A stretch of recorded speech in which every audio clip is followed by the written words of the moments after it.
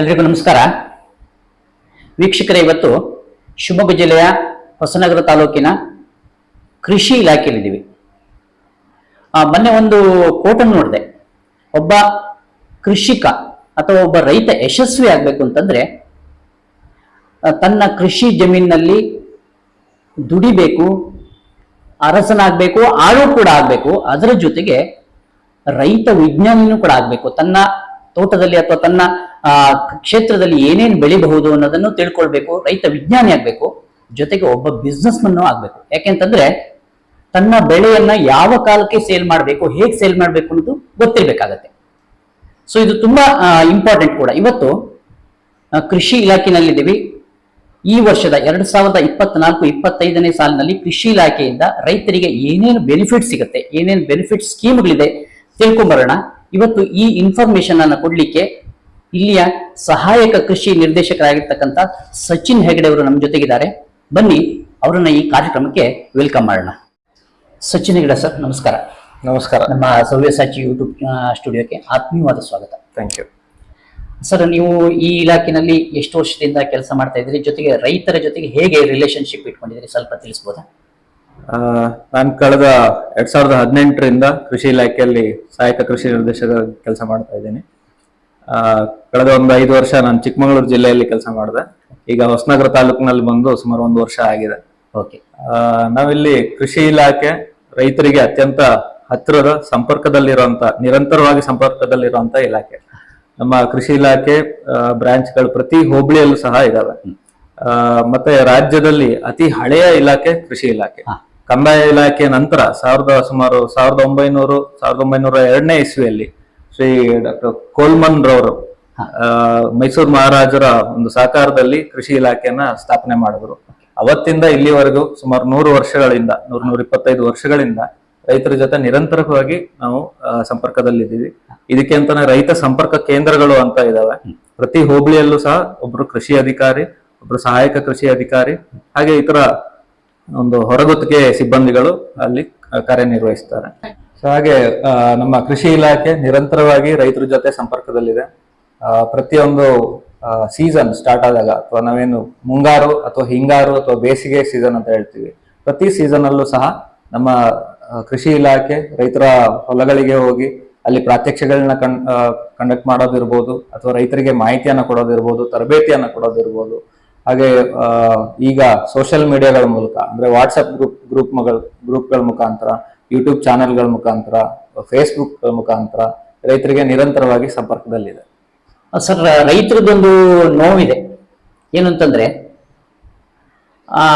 ಭತ್ತವನ್ನು ಬೆಳಿಬೇಕು ಅಂತ ನಾವು ಹೇಳ್ತೀವಿ, ದೇಶದ ಬೆನ್ನೆಲುಬು ರೈತ ಅಂತ ನಾವು ಹೇಳ್ತೀವಿ. ಅದೇ ರೀತಿ ಸರ್ಕಾರದಿಂದ ಅವನಿಗೆ ಸರಿಯಾದ ಸೌಲಭ್ಯ ಸಿಗ್ತಾ ಇದೆಯಾ ಅನ್ನೋದು ಡೌಟ್. ಯಾಕೆಂತಂದ್ರೆ ನಾವು ಎಷ್ಟೋ ಕಡೆ ನೋಡ್ತೀವಿ, ಬೆಂಗಳೂರಿನಲ್ಲಿ ಎಷ್ಟೋ ಕೆರೆಗಳನ್ನ ಒತ್ತುವರಿ ಮಾಡಿ ಅಪಾರ್ಟ್ಮೆಂಟ್ಗಳನ್ನು ಕಟ್ಟೋದಿರ್ಬೋದು, ಅಥವಾ ಎಷ್ಟೋ ಕೃಷಿ ಜಮೀನುಗಳನ್ನ ಪರ್ಚೇಸ್ ಮಾಡಿ ಅದನ್ನ ಕನ್ವರ್ಟ್ ಮಾಡಿ ಸೈಟ್ ಆಗಿ ಕನ್ವರ್ಟ್ ಮಾಡಿ ಎಷ್ಟೋ ಮಾಫಿಯಾವನ್ನ ನಾವು ನೋಡ್ತಾ ಇದ್ದೀವಿ. ಹಾಗಂತ ಒಬ್ಬ ರೈತ ತನ್ನಲ್ಲಿರೋ 1/4 ಎಕರೆನೋ ಅರ್ಧ ಎಕರೆಯನ್ನು ಭತ್ತದ ಗದ್ದೆಯನ್ನ ತೋಟವಾಗಿ ಕನ್ವರ್ಟ್ ಮಾಡ್ಕೊಂಡ್ರೆ, ಅಥವಾ ತನ್ನ ಆರ್ಥಿಕ ಸ್ವಾವಲಂಬನೆಗೆ ಪ್ರಯತ್ನ ಪಟ್ರೆ ಸರ್ಕಾರದಿಂದ ಸರಿಯಾದ ಸೌಲಭ್ಯ ಇಲ್ಲ ಅಂತ ರೈತರ ಆಳಲು. ಅದ್ರ ಬಗ್ಗೆ ನೀವೇನ್ ಹೇಳ್ತೀರಿ ಸರ್? ತಾವ್ ಹೇಳ್ತಾ ಇರೋದು ಸರಿ. ಏನಂದ್ರೆ ಮುಂಚೆಯಿಂದನೂ ನಮ್ಮ ದೇಶ ಕೃಷಿ ಪ್ರಧಾನವಾದ ದೇಶ.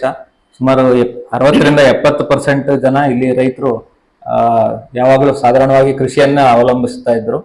ಈಗಲೂ ಸಹ 60% ನಮ್ಮ ಕೃಷಿ ಜಮೀನುಗಳು ನಮ್ಮ ದೇಶಕ್ಕೆ ಸೌಲಭ್ಯವನ್ನ ಕೊಡ್ತಾ ಇದೆ. ಇಂಥ ಸಂದರ್ಭದಲ್ಲಿ ರೈತರು ಜೀವನ ಮಾಡಬೇಕು. ಈಗಿನ ಒಂದು ಬೆಲೆ ಏರಿಕೆ ಅಂತ ಸಂದರ್ಭದಲ್ಲಿ ರೈತರು ಜೀವನ ಮಾಡಬೇಕು ಅಂತಂದ್ರೆ ಅವರು ಅವರ ಆರ್ಥಿಕ ಪರಿಸ್ಥಿತಿ ಸುಧಾರಿಸಬೇಕಾಗಿರುತ್ತೆ. ಅಂತ ಸ್ಥಿತಿಯಲ್ಲಿ ಅವರು ಈಗ ಸಾಧಾರಣವಾಗಿ ಭತ್ತದ ಗದ್ದೆಗಳು ಏನಿದ್ರು ಅವನ್ನೆಲ್ಲ ಅಡಿಕೆಗೆ ಕನ್ವರ್ಟ್ ಮಾಡಿ ಅಥವಾ ಇತರ ಕಮರ್ಷಿಯಲ್ ಬೆಳೆಗಳಿಗೆ ಹೋಗ್ತಾ ಇರೋದು ಸ್ವಾಭಾವಿಕ. ಆದ್ರೆ ಈಗ ನಮ್ಮ ಶಿವಮೊಗ್ಗ ಜಿಲ್ಲೆನೇ ತಗೊಂಡ್ರೆ, ಶಿವಮೊಗ್ಗ ಜಿಲ್ಲೆ ಮುಂಚೆ ಭತ್ತದ ತೊಟ್ಲು ಅಂತ ಹೇಳ್ತಾ ಇದ್ರು. ಆದ್ರೆ ಈಗ ಭತ್ತದ ಗದ್ದೆಗಳು ಬಹಳ ಅಪರೂಪ ಆಗ್ಬಿಟ್ಟಿದೆ. ನಮ್ಮ ಮಲೆನಾಡಲ್ಲೇ ಭತ್ತದ ಗದ್ದೆಗಳು ಸಿಗ್ತಾ ಇಲ್ಲ. ಯಾವ ಜಮೀನನ್ನ ಅಡಿಕೆ ತೋಟವಾಗಿ ಮಾಡಕ್ ಸಾಧ್ಯ ಇಲ್ಲ ಅಂತ ಜಮೀನುಗಳು ಮಾತ್ರ ಭತ್ತದ ಗದ್ದೆಯಾಗಿ ಉಳ್ಕೊಳ್ತಾ ಇದಾವೆ. ಕಾರಣ ಏನಾಗ್ಬಿಟ್ಟಿದೆ ಅಂದ್ರೆ ಈಗ ಬೇರೆ ಬೇರೆ ಬೆಳೆಗಳಿಂದ ಆರ್ಥಿಕ ಒಂದು ಮಟ್ಟ ಸುಧಾರಿಸುತ್ತೆ ಅಂತ ರೈತರಿಗೆ ಕಂಡು ಬಂದಾಗ ಸ್ವಾಭಾವಿಕವಾಗಿ ಅದಕ್ಕೆ ಶಿಫ್ಟ್ ಆಗ್ತಾ ಇದ್ದಾರೆ. ಆದ್ರೆ ಭತ್ತ ಈಗ ಕಳೆದ ವರ್ಷ ತಗೊಂಡ್ರೆ ಭತ್ತದ ರೇಟು ಸಹ ಜಾಸ್ತಿ ಆಗಿದೆ. ಸುಮಾರು ಕ್ವಿಂಟಲಿಗೆ 2800 3000 ರೂಪಾಯಿಯಷ್ಟು ಏರಿಕೆ ಆಗಿದೆ. ಆದ್ರೆ ಅಡಿಕೆಗೆ ಕಂಪೇರ್ ಮಾಡಿದ್ರೆ ಮತ್ತೆ ಒಂದು ಕ್ವಿಂಟಲ್ ಅಡಿಕೆಯಿಂದ ಆಗುವಂತ ಒಂದು ಲಾಭ 1 ಎಕರೆ ಭತ್ತದಿಂದ ಬರಲ್ಲ. ಇದು ನಮ್ಮ ಇವತ್ತಿನ ನೈಜ ಪರಿಸ್ಥಿತಿ. ಇದಕ್ಕೆ ಕಾರಣಗಳು ಹಲವಾರಿದೆ. ಅದರಲ್ಲಿ ಮುಖ್ಯವಾಗಿ ಕೂಲಿ ವೆಚ್ಚ ಜಾಸ್ತಿ ಆಗಿರೋದು, ಸಾಮಗ್ರಿಗಳ ವೆಚ್ಚ ಜಾಸ್ತಿ ಆಗಿರೋದು, ಆಮೇಲೆ ಮಾರುಕಟ್ಟೆಯಲ್ಲಿ ಉತ್ತಮ ಗುಣಮಟ್ಟದ ಅಕ್ಕಿ ಹೊರಗಡೆಯಿಂದನೂ ಸಹ ಆಮದಾಗ್ತಾ ಇರೋದು, ಈ ತರ ಹಲವಾರು ಒಂದು ಕಾರಣಗಳಿದೆ. ಇವೆಲ್ಲರ ನಡುವೆ ಸರ್ಕಾರ ಸಹ ರೈತರಿಗೆ ಒಂದು ಉತ್ತಮ ರೀತಿ ಸೌಲಭ್ಯ ಕೊಡಬೇಕು ಅಂತ ಹೇಳಿ ಕೃಷಿ ಇಲಾಖೆಯಿಂದ ಸಾಧ್ಯವಾದಷ್ಟು ಮಟ್ಟಿಗೆ ಹೆಚ್ಚಿನ ಮಟ್ಟದ ಸೌಲಭ್ಯಗಳು ಸಿಗ್ತಾ ಇದೆ. ಈಗ ನಮ್ಮಲ್ಲಿ ಮಲೆನಾಡಲ್ಲಿ ನಾನು ಭತ್ತಕ್ಕೆ ಸೀಮಿತವಾಗಿ ಮಾತಾಡ್ತೀನಿ. ಈಗ ಬಯಲುಸೀಮೆಯಲ್ಲಿ ಹಲವಾರು ರೀತಿ ಬೆಳೆಗಳು, ಕೃಷಿ ಬೆಳೆಗಳನ್ನ ಬೆಳೀತಾರೆ. ಜೋಳ, ದ್ವಿದಳ ಧಾನ್ಯಗಳು ಈ ತರ ಇರ್ಬೋದು. ಆದ್ರೆ ನಮ್ಮ ಶಿವಮೊಗ್ಗ ಜಿಲ್ಲೆಯಲ್ಲಿ ಅಥವಾ ಹೊಸನಗರ ತಾಲೂಕಿನಲ್ಲಿ ಭತ್ತನೇ ಪ್ರಧಾನವಾದ ಆಹಾರ ಬೆಳೆ. ಸೊ ಇಲ್ಲಿ ನಾವು ಭತ್ತಕ್ಕೆ ಇವತ್ತು ಬಿತ್ತನೆ ಬೀಜ ಹಾಕೋದ್ರಿಂದ ಹಿಡಿದು ಅದನ್ನ ನಿರಂತರ ಕಟಾವು ಮಾಡಿ ಮಾರುಕಟ್ಟೆ ಮಾಡುವವರೆಗೂ ಸಹ ಎಲ್ಲಾ ರೀತಿ ಸೌಲಭ್ಯಗಳು ಇದಾವೆ.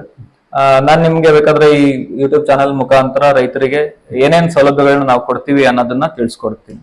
ಇಲಾಖೆ ಹೊಸನಗರದ ಬಗ್ಗೆ ಸ್ಪಷ್ಟವಾಗಿ ಮಾತಾಡ್ಬೇಕು ಅಂತಂದ್ರೆ, ಹೊಸನಗರ ಕೃಷಿ ಇಲಾಖೆಯಿಂದ ಸುಮಾರು ಒಂದು 20-25 ರೀತಿ ಸೌಲಭ್ಯಗಳನ್ನ ರೈತರಿಗೆ ಕೊಡ್ತಾ ಇದ್ವಿ ಬೇರೆ ಬೇರೆ ಯೋಜನೆಗಳಲ್ಲಿ. ಅದ್ರ ಬಗ್ಗೆ ಸಂಕ್ಷಿಪ್ತವಾಗಿ ಹೇಳ್ಬೇಕು ಅಂತಂದ್ರೆ, ಈಗ ಬಿತ್ತನೆ ಬೀಜಗಳ ವಿತರಣೆ ಕಾರ್ಯಕ್ರಮ ಅಂತ ನಡೆಯುತ್ತೆ. ಅಂದ್ರೆ ನಾವು ಭತ್ತದಲ್ಲಿ ವಿವಿಧ ರೀತಿಯ ಉತ್ತಮ ಜಾತಿಯ ತಳಿಗಳನ್ನ ಕಡಿಮೆ ರಿಯಾಯಿತಿ ದರದಲ್ಲಿ ಸರ್ಕಾರದಿಂದಲೇ ಬೀಜಗಳನ್ನ ರೈತರಿಗೆ ವಿತರಣೆ ಮಾಡ್ತಾ ಇದೀವಿ. ಈ ವರ್ಷ ನಾವು ಅಭಿಲಾಷ, RNR, ಹಾಗೆ MTU 1001, ಆಮೇಲೆ ಉಮಾ, ಈ ರೀತಿ ಒಂದು 4-5 ರೀತಿಯ ಇಲ್ಲಿಯ ಮಲೆನಾಡಿಗೆ ಸೂಟ್ ಆಗುವಂತ ಬಿತ್ತನೆ ಬೀಜಗಳನ್ನ ವಿತರಣೆ ಮಾಡ್ತಾ ಇದೀವಿ ರಿಯಾಯಿತಿ ದರದಲ್ಲಿ. ಹಾಗೆ ಮಣ್ಣಿನ ಸತ್ವ ಹೆಚ್ಚಿಸುವಿಕೆ ಯೋಜನೆ ಅಂತ ಇದೆ. ಈ ಯೋಜನೆಯಲ್ಲಿ ರೈತರಿಗೆ ಈಗ ಇಲ್ಲಿ ಮಲೆನಾಡಲ್ಲಿ ಹೆಚ್ಚಿನ ಮಳೆ ಆಗುತ್ತೆ. ಸೊ ಮಳೆಯಿಂದ ಅವರ ಕೃಷಿ ಜಮೀನುಗಳು ಆಸಿಡಿಕ್ ಆಗಿ ಕನ್ವರ್ಟ್ ಆಗುತ್ತೆ. ಅಂದ್ರೆ ಅಲ್ಲಿ ಏನು ರಸಗೊಬ್ಬರವನ್ನ ರೈತರು ಹಾಕಿರ್ತಾರೆ ಕೃಷಿ ಜಮೀನಿಗೆ, ಅದು ಸಸ್ಯಗಳಿಗೆ ಸಿಗಲ್ಲ. ಸೊ ಇಂಥ ಸಂದರ್ಭದಲ್ಲಿ ಅದನ್ನ ಸುಲಭವಾಗಿ ಸಸ್ಯಕ್ಕೆ ಒದಗಿಸುವಂತೆ ಮಾಡೋದಕ್ಕೆ ಕೃಷಿ ಸುಣ್ಣ, ಲಘು ಪೋಷಕಾಂಶಗಳು, ಆಮೇಲೆ ಹಸಿರೆಲೆ ಗೊಬ್ಬರ ಬೀಜಗಳು, ಎರೆಹುಳು ಗೊಬ್ಬರ, ಈ ತರದ್ನೆಲ್ಲ ಸಾಯಿಲ್ಗೆ ಮಣ್ಣಿಗೆ ಸೇರಿಸಬೇಕಾದ ಅವಶ್ಯಕತೆ ಇರುತ್ತೆ. ಇದನ್ನು ಸಹ ರಿಯಾಯಿತಿ ದರದಲ್ಲಿ ನಮ್ಮ ಕೃಷಿ ಇಲಾಖೆಯಿಂದ ಕೊಡ್ತಾ ಇರ್ತೀವಿ. ಇದು ಯಾವಾಗಲೂ ಲಭ್ಯ ಇರೋಲ್ಲ, ಆಯಾ ಸಂದರ್ಭಕ್ಕೆ ಅನುದಾನ ಲಭ್ಯತೆಗೆ ಅನುಸಾರವಾಗಿ ಕೊಡ್ತಾ ಇರ್ತೀವಿ. ಹಾಗೆ ಕೃಷಿ ಉತ್ಪನ್ನ ಸಂಸ್ಕರಣೆ ಯೋಜನೆ ಅಂತ ಇದೆ. ಈ ಯೋಜನೆಯಲ್ಲಿ ನಾವು ಆಹಾರ ಧಾನ್ಯಗಳನ್ನ ಸಂಸ್ಕರಿಸಿ ಅದನ್ನ ಮಾರುಕಟ್ಟೆಗೆ ರೈತರು ಮಾರಾಟ ಮಾಡೋ ಸಲುವಾಗಿ ಹಲವಾರು ರೀತಿಯ ಕಿರು ಸಂಸ್ಕರಣಾ ಘಟಕಗಳು, ಅಂದ್ರೆ ಅದರಲ್ಲಿ ಫ್ಲೋರ್ ಮಿಲ್, ಪಲ್ವರೈಸರ್, ರಾಗಿ ಕ್ಲೀನಿಂಗ್ ಮಿಷಿನ್, ಶಾವಿಗೆ ಮಿಷಿನ್ ಹಾಗೂ ಇತರ ಸಂಸ್ಕರಣೆ ಘಟಕಗಳನ್ನ ರಿಯಾಯಿತಿ ದರದಲ್ಲಿ ಕೊಡ್ತೀವಿ. ಇದು ಸಾಮಾನ್ಯ ರೈತರಿಗೆ ಅಂದ್ರೆ ಜನರಲ್ ರೈತರಿಗೆ 50% ಸಬ್ಸಿಡಿಯಲ್ಲಿ ಕೊಡ್ತೀವಿ. ಹಾಗೆ SC/ST ರೈತರಿಗಾದ್ರೆ ಸುಮಾರು 90% ವರೆಗೆ ಸಬ್ಸಿಡಿ ದರದಲ್ಲಿ ಸಿಗುತ್ತೆ. ಹಾಗೆ ಅದರಲ್ಲಿ ಎಣ್ಣೆ ಗಾಣಗಳು ಸಹ ಕೊಡ್ತಾ ಇದೀವಿ. ಹಾಗೆ ಕೃಷಿ ಸಂಸ್ಕರಣೆಯನ್ನ ಈಗ ಯಾವುದೇ ತೋಟಗಾರಿಕೆ ಬೆಳೆ ಆಗ್ಲಿ, ಸಾಂಬಾರ್ ಬೆಳೆಗಳಾಗ್ಲಿ, ಭತ್ತದ ಬೆಳೆ ಆಗ್ಲಿ, ಇದನ್ನ ಕಣದಲ್ಲಿ ಒಣಗಿಸಿ ಅದನ್ನ ಸಂಸ್ಕರಣೆ ಮಾಡ್ಬೇಕು ಅಂತಂದ್ರೆ ಅದಕ್ಕೆ ಅಗತ್ಯವಾದಂತ ಟಾರ್ಪಲಿನ್ ಅನ್ನ ಸಹ ರಿಯಾಯಿತಿ ದರದಲ್ಲಿ ಕೊಡ್ತಾ ಇದೀವಿ. ಈ ವರ್ಷ ಸುಮಾರು 1570 ರೂಪಾಯಿ ಒಂದು ಟಾರ್ಪಲಿನ ರೇಟ್ ಇದೆ ನಾವು ಸಬ್ಸಿಡಿಯಲ್ಲಿ ಕೊಡ್ತಾ ಇರುವಂತದ್ದು. ಇದು ಉತ್ಕೃಷ್ಟ ಗುಣಮಟ್ಟದ ಒಂದು ಟಾರ್ಪಲಿನ್ ಆಗಿರುತ್ತೆ. 250 GSM 18/6 ಸೈಜಿನ ಟಾರ್ಪಲಿನ್ ಕೊಡ್ತಾ ಇದ್ವಿ. ಅದಲ್ಲದೆ ಸಸ್ಯ ಸಂರಕ್ಷಣಾ ಕಾರ್ಯಕ್ರಮ ಅಂತ ಇದೆ. ಈ ಕಾರ್ಯಕ್ರಮದ ಅಡಿಯಲ್ಲಿ ರೈತರಿಗೆ ಮುಂಗಾರು ಹಂಗಾಮಿನಲ್ಲಿ ಅವರ ವಿವಿಧ ಬೆಳೆಗಳಿಗೆ, ಅಂದ್ರೆ ಭತ್ತ ಆಗಿರ್ಬೋದು ಅಥವಾ ಬೇರೆ ಯಾವುದೇ ಬೆಳೆಗ ಆಗಿರ್ಬೋದು, ಬರುವಂತ ಶಿಲೀಂಧ್ರಗಳನ್ನ ಅಂದ್ರೆ ರೋಗಗಳನ್ನ ಕಂಟ್ರೋಲ್ ಮಾಡೋದಕ್ಕೆ ಅಥವಾ ಕೀಟಗಳನ್ನ ಕಂಟ್ರೋಲ್ ಮಾಡೋದಕ್ಕೆ ಕೀಟನಾಶಕಗಳನ್ನ, ಶಿಲೀಂಧ್ರನಾಶಕಗಳನ್ನ ಕಡಿಮೆ ದರದಲ್ಲಿ, ರಿಯಾಯಿತಿ ದರದಲ್ಲಿ ಕೊಡ್ತಾ ಇದ್ವಿ. ಹಾಗೆ ಕೃಷಿ ಯಾಂತ್ರೀಕರಣ ಯೋಜನೆ ಅಂತ ಇದೆ. ಇದು ತುಂಬಾ ವರ್ಷಗಳಿಂದ ಚಾಲ್ತಿಯಲ್ಲಿ ಇರುವಂತ ಯೋಜನೆ. ಈ ಯೋಜನೆ ಅಡಿಯಲ್ಲಿ ಪ್ರತಿಯೊಬ್ಬ ಯಾವುದೇ ಭತ್ತ ಬೆಳೆಗಾರ ಇರ್ಬೋದು ಅಥವಾ ಕೃಷಿ ಬೆಳೆಗಳನ್ನ ಬೆಳೆಯುವಂತ ರೈತ ಇರ್ಬೋದು, ಇವರಿಗೆ ಅವರ ಬೆಳೆ ಬೆಳೆಯೋದಿಕ್ಕೆ ಅನುಕೂಲ ಆಗುವಂತ ವಿವಿಧ ಕೃಷಿ ಉಪಕರಣಗಳು ಯಾವ ರೀತಿ ಅಂತಂದ್ರೆ ಮಿನಿ ಟ್ರ್ಯಾಕ್ಟರ್ ಇರ್ಬೋದು, ಪವರ್ ಟಿಲ್ಲರ್ ಇರ್ಬೋದು, ಅಥವಾ ಕಳೆ ಹೊಡೆಯುವಂತ ಮಿಷಿನ್, ಸ್ಪ್ರೇ ಮಿಷಿನ್, ಈಗ HTP ಸ್ಪ್ರೇಯರ್ ಅಂತ ಹೇಳ್ತೀವಿ ಅದು, ಪಂಪ್ ಸೆಟ್ಗಳು, ಆಮೇಲೆ ರೋಟೋವೇಟರ್ಗಳು, ಸಂಯುಕ್ತ ಕೂರಿಗೆಗಳು, diesel engine, chaff cutter, disc harrow, ಸಸ್ಯ ಸಂರಕ್ಷಣಾ ಉಪಕರಣಗಳಾದ ಬೇರೆ ಸ್ಪ್ರೇಯರ್ಗಳು, ಡಸ್ಟರ್ಗಳು, ಈ ತರ ಎಲ್ಲಾ ರೀತಿಯ ಒಂದು ಕೃಷಿ ಯಂತ್ರೋಪಕರಣಗಳನ್ನ ಕಡಿಮೆ ದರದಲ್ಲಿ ಅಂದ್ರೆ ಇದು ಸಹ ಸಬ್ಸಿಡಿ ದರದಲ್ಲಿ ಜನರಲ್ ರೈತರಿಗೆ 50% ಸಬ್ಸಿಡಿ ಇರುತ್ತೆ. ಪರಿಶಿಷ್ಟ ಜಾತಿ ಪರಿಶಿಷ್ಟ ಪಂಗಡದ ರೈತರಿಗೆ ಸುಮಾರು 90% ವರೆಗೂ ಸಹ ಸಬ್ಸಿಡಿ ಅಲ್ಲಿ ಕೊಡ್ತಾ ಇದ್ದೀವಿ. ಈ ಯೋಜನೆಯನ್ನ ಈಗಾಗಲೇ ಸ್ಟಾರ್ಟ್ ಮಾಡಿದೀವಿ. ಈ ಸಲ ಮುಂಗಾರು ಚೆನ್ನಾಗಿದೆ. ರೈತರೆಲ್ಲರೂ ಸಹ ಈ ಕೃಷಿ ಯಂತ್ರೋಪಕರಣಗಳನ್ನ ತೆಗೆದುಕೊಂಡು ನಮ್ಮ ಕೃಷಿ ಇಲಾಖೆಯಿಂದ ತಗೊಂಡು ಅದರ ಸೌಲಭ್ಯದ ಒಂದು ಪ್ರಯೋಜನವನ್ನ ಪಡಿಬೇಕು ಅಂತ ಕೊಡ್ತೀನಿ. ಹಾಗೆ ಪ್ರಧಾನ ಮಂತ್ರಿ ಕೃಷಿ ಸಿಂಚಾಯಿ ಯೋಜನೆ ಅಂತ ಇದೆ. ಈ ಕೃಷಿ ಸಿಂಚಾಯಿ ಯೋಜನೆ ಇದು ಕೇಂದ್ರ ಸರ್ಕಾರದ ಯೋಜನೆ ಹಾಗೂ ರಾಜ್ಯ ಸರ್ಕಾರದ ಒಂದು ಪಾಲ್ದಾರಿಕೆಯಲ್ಲಿ ನಡೀತಾ ಇರುವಂತಹ ಯೋಜನೆ. ಇದರಲ್ಲಿ ನಾವು ಕೃಷಿ ಬೆಳೆಗಳಿಗೆ 1 ಎಕರೆ ಕನಿಷ್ಠ ಪಕ್ಷ 1 ಎಕರೆ ಕೃಷಿ ಬೆಳೆ ಇರುವಂತ ರೈತನಿಗೆ 90% ಸಬ್ಸಿಡಿಯಲ್ಲಿ 30 HDP ಪೈಪ್ಗಳು, 2 ಇಂಚಿನ ಅಥವಾ 2.5 ಇಂಚಿನ HDP ಪೈಪ್ಗಳು, ಅಂದ್ರೆ ಕಪ್ಪು ಪೈಪ್ಗಳು ಅಂತ ಹೇಳ್ತೀವಿ ಅದನ್ನ, ಹಾಗೆ ಅದ್ರ ಜೊತೆ 5 ಜೆಟ್ ಸ್ಪ್ರಿಂಕ್ಲರ್ ಜೆಟ್ಗಳನ್ನ, ಇಷ್ಟನ್ನ 90% ಸಬ್ಸಿಡಿ ದರದಲ್ಲಿ ಕೊಡ್ತಾ ಇದ್ವಿ. ಅದ್ರ ಜೊತೆ ಈಗ ಹನಿ ನೀರಾವರಿ ಘಟಕಗಳು ಸಹ ಲಭ್ಯ ಇರುತ್ತೆ. ಅದು ಬಯಲುಸೀಮೆ ಅಂತ ಈಗ ಕಬ್ಬು ಅಥವಾ ಬೇರೆ ಇತರ ಕಾಟನ್ ಇತರ ಬೆಳೆಗಳಿಗೆ ಲಭ್ಯ ಇರುತ್ತೆ. ಇದಲ್ಲದೆ ಬೆಳೆ ಸಮೀಕ್ಷೆ ಅಂತ ಒಂದು ಯೋಜನೆ ಇದೆ. ಈ ಯೋಜನೆಯಲ್ಲಿ ರೈತರು ಪ್ರತಿಯೊಂದು ಕಂದಾಯ ಭೂಮಿ ಅಥವಾ ಕೃಷಿ ಭೂಮಿಯಲ್ಲಿರುವಂತ ಎಲ್ಲಾ ಬೆಳೆಗಳನ್ನ ಡಿಜಿಟಲೀಕರಣ ಮಾಡಬೇಕು, ಅದನ್ನ RTC ಯಲ್ಲಿ ನಮೂದು ಆಗ್ಬೇಕು. ಅವರು ಬೇರೆ ಬೇರೆ ವಿವಿಧ ಇಲಾಖೆಗಳಿಂದ ಏನೇನು ಸೌಲಭ್ಯಗಳನ್ನ ಪಡಿತಾರೆ ಆ ಸೌಲಭ್ಯಗಳನ್ನೆಲ್ಲ ಪಡೆಯೋದಕ್ಕೆ ಅನುಕೂಲ ಆಗ್ಲಿ ಅನ್ನೋ ಕಾರಣಕ್ಕೆ ಈ ಬೆಳೆ ಸಮೀಕ್ಷೆ ಯೋಜನೆಯನ್ನ ಸುಮಾರು 5-6 ವರ್ಷದ ಹಿಂದೆ ರಾಜ್ಯ ಸರ್ಕಾರ ಜಾರಿಗೆ ತಂತು. ಇದು ನಮ್ಮ ರಾಜ್ಯ ಸರ್ಕಾರದ ಒಂದು ಪ್ರಮುಖ ಯೋಜನೆ ಅಂತ ಹೇಳ್ಬೋದು. ಇದರಲ್ಲಿ ಕೃಷಿ ಇಲಾಖೆ, ಕಂದಾಯ ಇಲಾಖೆ ಹಾಗೂ ತೋಟಗಾರಿಕೆ ಇಲಾಖೆ 3 ಇಲಾಖೆಗಳು ಸೇರಿ ಈ ಬೆಳೆ ಸಮೀಕ್ಷೆಯನ್ನ ನಡೆಸ್ತವೆ. ಇದರಲ್ಲಿ ಏನ್ ಮಾಡ್ತೀವಿ ಅಂತಂದ್ರೆ ಅದಕ್ಕೆ ಅಂತ ಒಂದು ಬೆಳೆ ಸಮೀಕ್ಷೆ ಆಪ್ ಅನ್ನ ರಿಲೀಸ್ ಆಗಿದೆ. ಅದರಲ್ಲಿ ಬೆಳೆ ಸಮೀಕ್ಷೆದಾರರು, ಖಾಸಗಿ ಸಮೀಕ್ಷೆದಾರರು ಇರ್ತಾರೆ. ಅವರು ಪ್ರತಿ ರೈತರ ಕೃಷಿ ಜಮೀನುಗಳಿಗೆ ಪ್ರತಿಯೊಂದು ಸರ್ವೆ ನಂಬರ್ಗಳಿಗೆ ಹೋಗಿ ಅಲ್ಲಿ ಬೆಳೆದಿರುವಂತ ಬೆಳೆಯನ್ನ ಡಿಜಿಟಲೀಕರಣ ಅಂದ್ರೆ ಅದನ್ನ ಫೋಟೋ ತೆಗೆದು ಅಪ್ಲೋಡ್ ಮಾಡ್ತಾರೆ. ಇದು 3-4 ವರ್ಷದ ಹಿಂದೆ ಏನು ಜಾರಿಗೆ ಬಂದಂತ ಯೋಜನೆ. ಇದರಿಂದ ರೈತರಿಗೆ ಬಹಳ RTC ಯಲ್ಲಿ ಸ್ಪಷ್ಟವಾಗಿ ಬೆಳೆಯನ್ನ ನಮೂದಿಸೋದಕ್ಕೆ ಒಂದು ಅನುಕೂಲ ಆಗುತ್ತೆ. ಆದ್ರೆ ಕಳೆದ 2-3 ವರ್ಷಗಳಲ್ಲಿ ಈ ಖಾಸಗಿ ಸಮೀಕ್ಷೆದಾರರಿಗೆ ಅವರು ಪ್ರತಿಯೊಬ್ಬರ ರೈತರಿಗೆ ಜಮೀನಿಗೆ ಹೋಗೋದಕ್ಕೆ ಕಷ್ಟ ಆಗ್ತಾ ಇದೆ. ಆಮೇಲೆ ಅವರು ನಮೂದು ಮಾಡುವಂತ ಬೆಳೆಗಳು ಸ್ವಲ್ಪ ವ್ಯತ್ಯಾಸ ಆಗ್ಬೋದು ಅನ್ನೋ ಕಾರಣಕ್ಕೆ ರಾಜ್ಯ ಸರ್ಕಾರ ಕಳೆದ 2-3 ವರ್ಷಗಳ ಹಿಂದೆನೆ ರೈತರ ಮೂಲಕವೇ ರೈತರೇ ಸ್ವಂತವಾಗಿ ಅವರ ಜಮೀನಲ್ಲಿ ಬೆಳೆದಿರುವಂತ ಕೃಷಿ ಬೆಳೆಯನ್ನ ನಮೂದು ಮಾಡ್ಬೇಕು ಅಂತ ಹೇಳಿ ಮುಂಗಾರು ರೈತರ ಸಮೀಕ್ಷೆ ಆಪ್ ಅನ್ನ ಜಾರಿಗೆ ತಂತು. ಇದರಲ್ಲಿ ಏನ್ ಮಾಡ್ಬೋದು ಅಂದ್ರೆ ರೈತರು ಸ್ವತಃ ಅವರ ಕೃಷಿ ಜಮೀನಲ್ಲಿ ಬೆಳೆದಿರುವಂತ ಬೆಳೆಯನ್ನ ಅವರೇ ಆಪ್ ಮೂಲಕ ದಾಖಲು ಮಾಡ್ಕೋಬಹುದು. ಇದು ನೇರವಾಗಿ ಸಿಸ್ಟಮ್ಗೆ ಹೋಗುತ್ತೆ. ಅದರಲ್ಲಿ ನಮ್ಮ ಆಫೀಸರ್ಗಳು ಇರ್ತಾರೆ, ಅವರು ಬೆಳೆಯನ್ನ ನೋಡಿ ಅಪ್ರೂವಲ್ ಕೊಡ್ತಾರೆ. ಇದರಿಂದ ನೇರವಾಗಿ RTC ಯಲ್ಲಿ ನಮೂದಾಗುತ್ತೆ ಬೆಳೆ. ಈ RTC ಯಲ್ಲಿ ಸ್ಪಷ್ಟವಾಗಿ ಬೆಳೆ ನಮೂದಾಗೋದ್ರಿಂದ ಏನು ಉಪಯೋಗ ಅಂತಂದ್ರೆ ಯಾವುದೇ ಇಲಾಖೆಗಳಲ್ಲಿ ಏನೇ ಸೌಲಭ್ಯಗಳನ್ನ ಪಡಿಬೇಕು ಅಂತಂದ್ರು ರೈತರ ಆಧಾರ್ ನಂಬರ್ ಹಾಕೋದ್ರಿಂದ ಒಂದು ಫ್ರೂಟ್ಸ್ ID ಅಂತ ಬರುತ್ತೆ. ಆ ಫ್ರೂಟ್ ID ಮುಖಾಂತರ ಆ ರೈತರಿಗೆ ಸಂಬಂಧಪಟ್ಟ ಎಲ್ಲಾ ಕೃಷಿ ಜಮೀನಿನ ವಿವರ, ಅವರು ಬೆಳೆದಿರುವಂತ ಬೆಳೆ ವಿವರ ಸ್ಪಷ್ಟವಾಗಿ ಕಾಣುತ್ತೆ. ಇದರಿಂದ ಅವರು ಬೆಳೆ ಸಾಲ ಅಥವಾ ಕೃಷಿ ಸಾಲನ್ನ ಪಡೆಯೋದಕ್ಕೆ ಸಹ ಅನುಕೂಲ ಆಗುತ್ತೆ.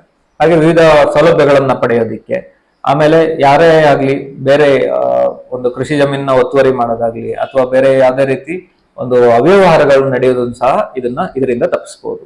ಹಾಗಾಗಿ ನಮ್ಮ ತಾಲೂಕಿನ ಎಲ್ಲ ರೈತರಿಗೆ ನಾನು ಈ ಮೂಲಕ ಒಂದು ಮನವಿ ಮಾಡ್ಕೊಳ್ಳೋದು ಏನಂದ್ರೆ, ಈ ವರ್ಷ ಮುಂಗಾರು ರೈತರ ಬೆಳೆ ಸಮೀಕ್ಷೆ ಆಪ್ ರಿಲೀಸ್ ಆಗಿದೆ 2024. ಇದು ನಿಮ್ಮ ಮೊಬೈಲ್ನ ಪ್ಲೇ ಸ್ಟೋರ್ ನಲ್ಲಿ ಲಭ್ಯ ಇದೆ. ಅದನ್ನ ಡೌನ್ಲೋಡ್ ಮಾಡಿಕೊಂಡು ತಾವು ತಮ್ಮ ಜಮೀನಲ್ಲಿ ಬೆಳೆದಿರುವಂತ ಎಲ್ಲ ಬೆಳೆಗಳನ್ನ ಅದರಲ್ಲಿ ನಮೂದು ಮಾಡಬೇಕು ಅಂತ ಕೇಳ್ಕೊಳ್ತೀನಿ. ಒಂದ್ ವೇಳೆ ತಮ್ಗೆ ನಮೂದು ಮಾಡೋದಕ್ಕೆ ಗೊತ್ತಾಗ್ಲಿಲ್ಲ ಅಂತ ಆದ್ರೆ ನಮ್ಮ ಅಥವಾ ಕಂದಾಯ ಇಲಾಖೆಯ ಖಾಸಗಿ ಸಮೀಕ್ಷೆದಾರರು ಅಂತ ಏನು ಅಪಾಯಿಂಟ್ ಮಾಡಿರ್ತೀವಿ ಅವರು ಬಂದು ತಮಗೆ ಹೆಲ್ಪ್ ಅನ್ನ ಮಾಡ್ತಾರೆ. ಹಾಗೆ ಅದ್ರ ಜೊತೆ ಪ್ರಧಾನ ಮಂತ್ರಿ ಫಸಲ್ ಬಿಮಾ ಯೋಜನೆ ಅಂತ ಇದೆ, ಅಂದ್ರೆ ಬೆಳೆ ವಿಮೆ ಯೋಜನೆ ಅಂತ ಏನು ಬಹಳ ಪ್ರಸಿದ್ಧಿ ಆಗಿರುವಂತ ಯೋಜನೆ ಇದು. ಇದರಲ್ಲಿ ಇದು ತೋಟಗಾರಿಕೆಯಲ್ಲಿ ಇರುವಂತಹ ಹವಾಮಾನ ಆಧಾರಿತ ಬೆಳೆ ವಿಮೆ ಯೋಜನೆಗಿಂತ ಇದು ಸ್ವಲ್ಪ ವಿಭಿನ್ನವಾಗಿರುತ್ತೆ. ಇದರಲ್ಲಿ ರೈತರು ಕೇವಲ 2% ವಿಮಾ ಮೊತ್ತವನ್ನ ರೈತರಿಂದ ಪಡೆದು ಅವರಿಗೆ ಬೆಳೆ ವಿಮೆಯನ್ನ ಕೊಡಲಾಗುತ್ತೆ. ಭತ್ತದಲ್ಲಿ ಪ್ರತಿ ಎಕರೆಗೆ 550 ರೂಪಾಯಿಯಷ್ಟು ಬೆಳೆ ವಿಮಾ ಕಂತನ್ನ ಕಟ್ಸ್ಕೊಳ್ಳಲಾಗುತ್ತೆ. ಇದು ಯಾವುದೇ ರಾಷ್ಟ್ರೀಕೃತ ಬ್ಯಾಂಕ್ಗಳಲ್ಲಿ ಹಾಗೂ ತಾವು ಖಾತೆ ಹೊಂದಿರುವಂತ ಸೊಸೈಟಿಯಲ್ಲಿ, ಲೋಕಲ್ ಸೊಸೈಟಿಯಲ್ಲಿ ಸಹ ಈ ಬೆಳೆ ವಿಮೆಯನ್ನ ಕಟ್ಸ್ಕೊಳ್ತಾರೆ. ಹಾಗೆ ತಮಗೆ ಒಂದು ರಿಸಿಟ್ ಅನ್ನ ಸಹ ಕೊಡ್ತಾರೆ. ಈ ವರ್ಷ ಭತ್ತ ಬೆಳೆ ವಿಮೆಯನ್ನ ರಿಜಿಸ್ಟರ್ ಮಾಡೋದಕ್ಕೆ ಕೊನೆಯ ದಿನಾಂಕ ಆಗಸ್ಟ್ 16 ಆಗಿರುತ್ತೆ. ಅಷ್ಟರೊಳಗೆ ನಮ್ಮ ವ್ಯಾಪ್ತಿಯ ಎಲ್ಲ ರೈತರು ಸಹ ಈ ಸೌಲಭ್ಯವನ್ನ ಪಡಿಬೇಕು ಅಂತ ಕೋರ್ತೇನೆ. ಹಾಗೆ ಪ್ರಧಾನ ಮಂತ್ರಿ ಕಿಸಾನ್ ಸಮ್ಮಾನ್ ನಿಧಿ ಯೋಜನೆ ಅಂತ ಇದೆ. ಇದು ಕೇಂದ್ರ ಸರ್ಕಾರದ ಯೋಜನೆ. ಇದರಲ್ಲಿ ವರ್ಷಕ್ಕೆ ಕೇಂದ್ರ ಸರ್ಕಾರ ಎಲ್ಲ ರೈತರಿಗೆ, ನೋಂದಣಿ ಆಗುವಂತ ರೈತರಿಗೆ ವಾರ್ಷಿಕವಾಗಿ ₹6,000 ರೈತರ ಖಾತೆಗೆ ನೇರವಾಗಿ ನಗದು ಒಂದು ವರ್ಗಾವಣೆಯನ್ನ ಮಾಡುತ್ತೆ. ಈ ಸೌಲಭ್ಯವನ್ನ ನಮ್ಮ ತಾಲೂಕಿನಲ್ಲಿ ಸುಮಾರು 12,000ದಿಂದ 14,000 ರೈತರು ಪಡೀತಾ ಇದ್ದಾರೆ. ಇದರಲ್ಲಿ ಪ್ರತಿಯೊಬ್ಬ ರೈತನು ಸಹ ಈ ಸೌಲಭ್ಯವನ್ನ ಪಡೆಯೋದಕ್ಕೆ ಅನುಕೂಲ ಇರುತ್ತೆ. ಯಾವುದೇ ರೈತರು ಇಲ್ಲಿವರೆಗೂ ನೋಂದಣಿ ಮಾಡಿಲ್ಲ ಅಂತಂದ್ರೆ ಕೃಷಿ ಇಲಾಖೆಗೆ ಭೇಟಿ ಕೊಟ್ಟು ಒಂದು ಅರ್ಜಿಯನ್ನ ಕೊಟ್ಟು ಇದರಲ್ಲಿ ನೋಂದಣಿ ಮಾಡ್ಕೊಳ್ಬಹುದಾಗಿತ್ತು. ಹಾಗೆ ಆತ್ಮ ಯೋಜನೆ ಅಂತ ಒಂದು ಕೇಂದ್ರ ಸರ್ಕಾರದ ಯೋಜನೆ ರಾಜ್ಯ ಸರ್ಕಾರದ ಪಾಲ್ದಾರಿಕೆಯಲ್ಲಿ ನಡೀತಾ ಇದೆ. ಈ ಯೋಜನೆಯಲ್ಲಿ ಕ್ಷೇತ್ರವಾರು ಪ್ರತಿ ಕ್ಷೇತ್ರದಲ್ಲಿ, ಪ್ರತಿ ಹೋಬಳಿಗಳಲ್ಲಿ, ಗ್ರಾಮ ಮಟ್ಟದಲ್ಲಿ ನಾವು ಉತ್ತಮ ರೈತರನ್ನ ಒಂದು ಸಾಧನೆ ಮಾಡಿರುವಂತ ರೈತರನ್ನ ಆರಿಸ್ತೀವಿ, ಅವರಿಗೆ ಪ್ರಶಸ್ತಿಗಳನ್ನ ಕೊಡ್ತೀವಿ, ಹಾಗೆ ಪ್ರಾತ್ಯಕ್ಷಿಕೆಗಳನ್ನ ಕೈಗೊಳ್ತೀವಿ. ಅಂದ್ರೆ ಏನು, ನಮ್ಮ ಕೃಷಿ ವಿಶ್ವವಿದ್ಯಾಲಯಗಳಿಂದ ಹೊಸ ತಾಂತ್ರಿಕತೆಗಳು ಪರಿಚಯ ಆಗ್ತವೆ. ಆ ತಾಂತ್ರಿಕತೆಗಳನ್ನ ರೈತರ ಹೊಲಗಳಿಗೆ, ರೈತರಿಗೆ ತಲುಪಿಸುವಂತ ವ್ಯವಸ್ಥೆಯನ್ನ ಈ ಆತ್ಮ ಯೋಜನೆ ಮಾಡ್ತಾ ಇದೆ. ಇದರಲ್ಲಿ ಕೃಷಿ ಪ್ರವಾಸ, ರೈತರಿಗೆ ಅಧ್ಯಯನ ಪ್ರವಾಸಗಳನ್ನ ಕೈಗೊಳ್ಳುವಂಥದ್ದು, ತರಬೇತಿಗಳನ್ನ ಕೊಡುವಂಥದ್ದು, ಹಾಗೆ ಪ್ರಾತ್ಯಕ್ಷಿಕೆಗಳನ್ನ ಕೊಡುವಂಥದ್ದು ಸಹ ಈ ಆತ್ಮ ಯೋಜನೆಯಿಂದ ಮಾಡ್ತಾ ಇದ್ದೇವೆ. ಇದಕ್ಕೆ ಅಂತ ಆತ್ಮ ಯೋಜನೆಯ ಸಿಬ್ಬಂದಿಗಳು ಇರ್ತಾರೆ. ಅವರು ಪ್ರತಿ ಹೋಬಳಿಯಲ್ಲೂ ಸಹ ಈ ಯೋಜನೆಗಳನ್ನ ಅನುಷ್ಠಾನಕ್ಕೆ ತರ್ತಾರೆ. ಹಾಗೆ ಮಹಾತ್ಮ ಗಾಂಧಿ ರಾಷ್ಟ್ರೀಯ ಗ್ರಾಮೀಣ ಉದ್ಯೋಗ ಖಾತ್ರಿ ಯೋಜನೆ, MG ನರೇಗಾ ಯೋಜನೆ ಅಂತ ಏನಿದೆ, ಈ ಯೋಜನೆಯಲ್ಲಿ ಗ್ರಾಮ ಪಂಚಾಯತಿ ಮೂಲಕ ಅನುಷ್ಠಾನಗೊಳ್ಳುವಂತ ಈ ಯೋಜನೆಯಲ್ಲಿ ನಮ್ಮ ಕೃಷಿ, ತೋಟಗಾರಿಕೆ ಹಾಗೂ ವಿವಿಧ ಲೈನ್ ಡಿಪಾರ್ಟ್ಮೆಂಟ್ಸ್ ಅಂತ ಹೇಳ್ತೀವಿ, ಈ ಡಿಪಾರ್ಟ್ಮೆಂಟ್ಗಳು ಸಹ ಒಂದು ಪಾಲ್ದಾರಿಕೆಯನ್ನು ಹೊಂದಿರುತ್ತೆ. ನಮ್ಮ ಕೃಷಿ ಇಲಾಖೆಯಿಂದ ಉದ್ಯೋಗ ಖಾತ್ರಿ ಯೋಜನೆಯಲ್ಲಿ ಹೊಸನಗರ ತಾಲೂಕಿನಲ್ಲಿ ಎರೆಹುಳು ಘಟಕ ನಿರ್ಮಾಣ, ಕೃಷಿ ಬಾವಿ, ನೀರಾವರಿ ತಿರುವುಗಾಲುವೆ ನಿರ್ಮಾಣ ಅಥವಾ ಕೃಷಿ ಹೊಂಡ, ಇವುಗಳನ್ನು ಸಹ ನಾವು ಈ ಯೋಜನೆಯಲ್ಲಿ ಪಡೆಯುತ್ತೀವಿ. ಇದಕ್ಕೆ ಅರ್ಹರು ಯಾರಾಗಿರ್ತಾರೆ ಅಂದ್ರೆ BPL ಕಾರ್ಡ್ ಅನ್ನ ಹೊಂದಿರುವಂತ ರೈತರು ಅಥವಾ ಸಣ್ಣ ಹಿಡುವಳಿಯನ್ನ ಹೊಂದಿರುವಂತ ರೈತರು ಈ ಯೋಜನೆಯ ಫಲಾನುಭವಿಗಳಾಗಿರ್ತಾರೆ. ರೈತ ಆತ್ಮಹತ್ಯೆಗಳಿಗೆ ಪರಿಹಾರ ಯೋಜನೆ ಅಂತ ಇದೆ. ಯಾವುದೇ ರೈತ ತಮ್ಮ ಕೃಷಿ ಕೆಲಸವನ್ನ ಮಾಡಬೇಕಾದ್ರೆ ಆಕಸ್ಮಿಕವಾಗಿ ಮರಣವನ್ನು ಹೊಂದಿದ್ರೆ, ಅಂದ್ರೆ ಹಾವು ಕಚ್ಚಿ ಅಥವಾ ಮರದಿಂದ ಬಿದ್ದು, ನೀರಿನಲ್ಲಿ ಬಿದ್ದು, ಈ ತರ ವಿವಿಧ ಕಾರಣಗಳಿಂದ ತೀರ್ಕೊಂಡ್ರೆ ಆಕಸ್ಮಿಕ ಮರಣಗಳಿಗೆ ₹2 ಲಕ್ಷದಷ್ಟು ಪರಿಹಾರ ಸಿಗುತ್ತೆ. ಹಾಗೆ ರೈತ ಆತ್ಮಹತ್ಯೆ ಪರಿಹಾರದಲ್ಲಿ ಯಾವುದೇ ರೈತ ಅವನು ಕೃಷಿ ಸಾಲವನ್ನ ತೀರಿಸೋದಕ್ಕೆ ಆಗದೆ ತುಂಬಾ ಕಷ್ಟದಿಂದ ಈ ಏನು ಆತ್ಮಹತ್ಯೆಯನ್ನ ಮಾಡ್ಕೊಂಡ್ರೆ ಅಂತ ರೈತರ ಕುಟುಂಬಸ್ಥರಿಗೆ ₹5 ಲಕ್ಷ ಪರಿಹಾರನ್ನ ಕೊಡುವಂತ ಯೋಜನೆ ಇರುತ್ತೆ. ಇದು ಕಂದಾಯ ಇಲಾಖೆ ಹಾಗೂ ಕೃಷಿ ಇಲಾಖೆಯಾಗಿ ಜಂಟಿಯಾಗಿ ಒಂದು ನಮ್ಮ ಮಾನ್ಯ ಉಪ ವಿಭಾಗಾಧಿಕಾರಿಗಳ ಅಧ್ಯಕ್ಷತೆಯಲ್ಲಿ ಒಂದು ಕಮಿಟಿ ಇರುತ್ತೆ, AC ಅವರ ಕಮಿಟಿ ಇರುತ್ತೆ. ಆ ಕಮಿಟಿಯಲ್ಲಿ ನಿರ್ಧಾರವನ್ನು ತಗೊಂಡು ಇದನ್ನ ಪರಿಹಾರವನ್ನ ಕೊಡಲಾಗುತ್ತೆ.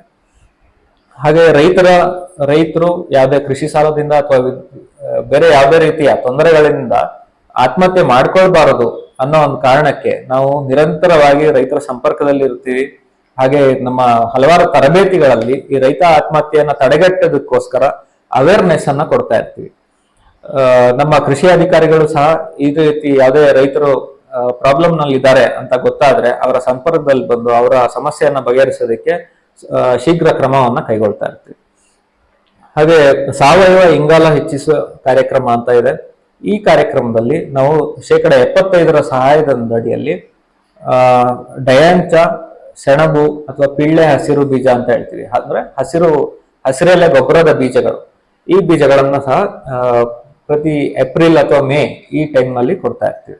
ಇದರಿಂದ ಏನಾಗುತ್ತೆ, ರೈತರು ತಮ್ಮ ಜಮೀನಿನ ಫಲವತ್ತತೆಯನ್ನ ಹಸಿರೆಲೆ ಬೀಜಗಳನ್ನ ಬೆಳೆಸೋದ್ರಿಂದ ಜಮೀನಿನ ಫಲವತ್ತತೆಯನ್ನ ಹೆಚ್ಚಿಸಬಹುದಾಗಿರುತ್ತೆ. ಈಗ ಕೃಷಿ ಯಂತ್ರಧಾರೆ ಕೇಂದ್ರ ಅಂತ ಕರ್ನಾಟಕ ಸರ್ಕಾರದ ಕೃಷಿ ಇಲಾಖೆ ಹಾಗೂ ವಿವಿಧ ಸಂಸ್ಥೆಗಳ ಅಡಿಯಲ್ಲಿ ಒಂದು ಪಾಲ್ದಾರಿಕೆಯಲ್ಲಿ ನಡೀತಾ ಇರುವಂತಹ ಕೃಷಿ ಯಂತ್ರಧಾರೆ ಕಾರ್ಯಕ್ರಮ.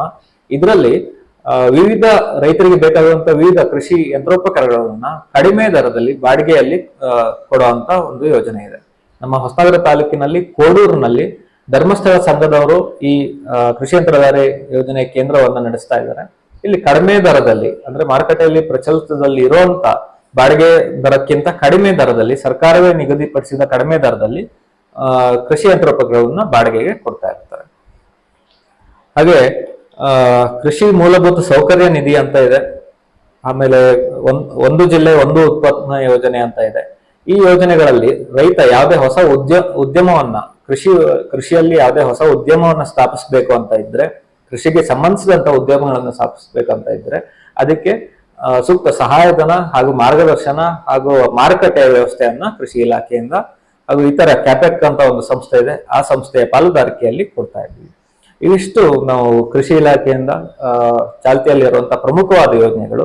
ಇದು ಯಾವುದೇ ಯೋಜನೆಗಳ ಬಗ್ಗೆ ಯಾವುದೇ ರೀತಿಯ ಒಂದು ಸಂಶಯಗಳಿದ್ರೆ, ಸಮಸ್ಯೆಗಳಿದ್ರೆ ಹತ್ತಿರದ ರೈತ ಸಂಪರ್ಕ ಕೇಂದ್ರಗಳಿದ್ದಾವೆ. ಪ್ರತಿ ಹೋಬಳಿಯಲ್ಲೂ ಸಹ ರೈತ ಸಂಪರ್ಕ ಕೇಂದ್ರಗಳಿರ್ತವೆ. ಆ ರೈತ ಸಂಪರ್ಕ ಕೇಂದ್ರಗಳಲ್ಲಿ ಕೃಷಿ ಅಧಿಕಾರಿಗಳಿರ್ತಾರೆ. ಅವ್ರನ್ನ ಭೇಟಿಯಾಗಿ ಅವರ ಮೂಲಕ ಮಾಹಿತಿಯನ್ನ ಪಡೆದು ಈ ಸೌಲಭ್ಯಗಳನ್ನ ರೈತರು ಪಡ್ಕೊಳ್ಬಹುದಾಗಿದೆ. ಸರ್, ಈ ಬೆನಿಫಿಟ್ ಅನ್ನ ತಗೊಳ್ಬೇಕು ಅಂತಂದ್ರೆ ಯಂತ್ರೋಪಕರಣ ಇರ್ಬೋದು, ಬೀಜಗಳು ಇತ್ಯಾದಿ ಇರ್ಬೋದು, ಏನೇನು ಡಾಕ್ಯುಮೆಂಟ್ಸ್ ಅನ್ನ ಸಬ್ಮಿಟ್ ಮಾಡ್ಬೇಕಾಗತ್ತೆ? ಯಾವುದೇ ರೈತರು ಯಾವುದೇ ಸೌಲಭ್ಯವನ್ನ ಕೃಷಿ ಇಲಾಖೆಯಿಂದ ಪಡಿಬೇಕು ಅನ್ನೋಂಥದ್ದಾದ್ರೆ ಅವರ ಮೂಲ ದಾಖಲಾತಿಗಳಾದ ಆಧಾರ್ ಜೆರಾಕ್ಸ್, ಆಮೇಲೆ RTC, ರೈತರ RTC, ಹಾಗೆ ಒಂದು ಫೋಟೋ, ಬ್ಯಾಂಕ್ ಪಾಸ್ಬುಕ್ ಜೆರಾಕ್ಸ್, ಇದು ಕಡ್ಡಾಯವಾದ ದಾಖಲಾತಿಗಳಾಗಿರ್ತವೆ. ಇದ್ರ ಜೊತೆಗೆ ಕೆಲವೊಂದು ಸ್ಕೀಮ್ಗಳಿಗೆ ಸಂಬಂಧಿಸಿದಾಗೆ ಸಪರೇಟ್ ಆಗಿ ಕೆಲವೊಂದು ದಾಖಲಾತಿಗಳು ಇರುತ್ತವೆ. ಅದನ್ನ ರೈತ ಸಂಪರ್ಕ ಕೇಂದ್ರದಲ್ಲಿ ನಮ್ಮ ಒಂದು ಅರ್ಜಿ ಫಾರ್ಮೆಟ್ ನಲ್ಲಿ ನಮ್ಮ ಸಿಬ್ಬಂದಿಗಳು ಕೊಡುತ್ತಾರೆ. ಅಲ್ಲಿ ಸಂಪರ್ಕ ಮಾಡಿದ್ರೆ ಈ ಪೂರ್ಣ ಮಾಹಿತಿಯನ್ನ ಕೊಡುತ್ತಾರೆ. ಯಶಸ್ವಿ ರೈತ ಆಗ್ಬೇಕು ಅಂತಂದ್ರೆ ರೈತರಿಗೆ ನೀವೇನು ಸಲಹೆ ಕೊಡ್ಲಿಕ್ಕೆ ಇಷ್ಟಪಡ್ತೀವಿ? ಯಶಸ್ವಿ ರೈತ ಅನ್ನೋಂಥದ್ದು ಒಬ್ಬ ವ್ಯಕ್ತಿಯಿಂದ ವ್ಯಕ್ತಿಗೆ ಬದಲಾಗುವಂತ ವಿಚಾರ. ರೈತರ ಮಟ್ಟದಲ್ಲಿ ಅವರ ಯಶಸ್ಸು, ಅವ್ರು ಮಾಡ್ತಾ ಇರುವಂತ ಕೆಲಸಗಳು, ಅವ್ರು ಬೆಳೆಯುತ್ತಾ ಇರುವಂತ ಉತ್ಪನ್ನಗಳು ಅವರ ಮಟ್ಟದಲ್ಲಿ ಅವರಿಗೆ ತೃಪ್ತಿಯನ್ನ ಕೊಡ್ತಾ ಇರ್ಬೋದು, ಯಶಸ್ವಿ ಆಗಿರ್ಬೋದು ಅವರ ಮಟ್ಟದಲ್ಲಿ. ಆದ್ರೆ ಸಾಮಾನ್ಯವಾಗಿ ಹೇಳ್ಬೇಕಂತಂದ್ರೆ ಪ್ರತಿಯೊಬ್ಬರು ರೈತರು ಸಹ ಈಗ ಬದಲಾಗ್ತಾ ಇರುವಂತ ತಾಂತ್ರಿಕತೆಗಳನ್ನ ಅಳವಡಿಸ್ಕೊಳ್ಳುವಂಥದ್ದು, ಈಗ ಬರ್ತಾ ಇರುವಂತ ಹೊಸ ನವೀನ ಒಂದು ಟೆಕ್ನಾಲಜಿಗಳು, ಯಂತ್ರೋಪಕರಣಗಳಿಗೆ ಅಪ್ಡೇಟ್ ಆಗುವಂತದ್ದನ್ನ ಮಾಡ್ಬೇಕಾಗತ್ತೆ. ಈಗ ಹಿಂದಿನ ಕಾಲದಲ್ಲಿ ಪ್ರತಿಯೊಂದು ಕೆಲಸಕ್ಕೂ ಸಹ ನಮ್ಮ ಹ್ಯೂಮನ್ ರಿಸೋರ್ಸ್ ಅನ್ನ, ಮಾನವ ಬಲವನ್ನ ಬಳಸ್ತಾ ಇದ್ವಿ. ಕೃಷಿ ಕೆಲಸಗಳಿಗೆ ಕೃಷಿ ಕೂಲಿಗಳನ್ನ ಬಳಸ್ತಾ ಇದ್ವಿ. ಈಗ ಆ ಟ್ರೆಂಡ್ ಇಲ್ಲ. ನಾವು ಸ್ವಲ್ಪ ವೆಸ್ಟರ್ನೈಸ್ ಆಗ್ತಾ ಇದ್ದಾಗೆ ಹೊಸ ಹೊಸ ಯಂತ್ರಗಳು ಬಂದಿದ್ದಾವೆ. ಪ್ರತಿಯೊಂದಕ್ಕೂ ಸಹ ಹೊಸ ಟೆಕ್ನಾಲಜಿ ಬಂದಿದೆ. ಒಂದು ಪಂಪ್ ಸೆಟ್ ಅನ್ನು ಆನ್ ಮಾಡ್ಬೇಕು ಅನ್ನೋಂಥದ್ದು ಸಹ ಟೈಮ್ ಸೆಟ್ ಆಟೋಮೆಟಿಕ್ ಆಗಿ ಯಂತ್ರೋಪಕರಣಗಳು ಬಂದಿದ್ದಾವೆ. ಈ ರೀತಿ ಹೊಸ ಒಂದು ಟೆಕ್ನಾಲಜಿಗಳಿಗೆ ರೈತ ಅಪ್ಡೇಟ್ ಆಗ್ಬೇಕಾಗುತ್ತೆ. ಹಾಗೆ ಒಳ್ಳೆ ಮಾರುಕಟ್ಟೆ ಸಿಸ್ಟಮ್ ಅನ್ನ ರೈತ ಡೆವಲಪ್ ಮಾಡ್ಕೋಬೇಕಾಗುತ್ತೆ. ರೈತ ಬೆಳೆಯುವಂತ ಎಲ್ಲ ಉತ್ಪನ್ನಗಳಿಗೆ ಒಳ್ಳೆ ಮಾರುಕಟ್ಟೆ ಇಲ್ಲ ಅಂತಂದ್ರೆ ಅದು ಬಹಳ ಕಷ್ಟ ಆಗುತ್ತೆ. ರೈತ ಎಷ್ಟೇ ಒಂದು ಒಳ್ಳೆ ಉತ್ಪನ್ನ ಬೆಳೆದ್ರೂ ಸಹ ಅದು ಅವನಿಗೆ ಗಿಟ್ಟಲ್ಲ.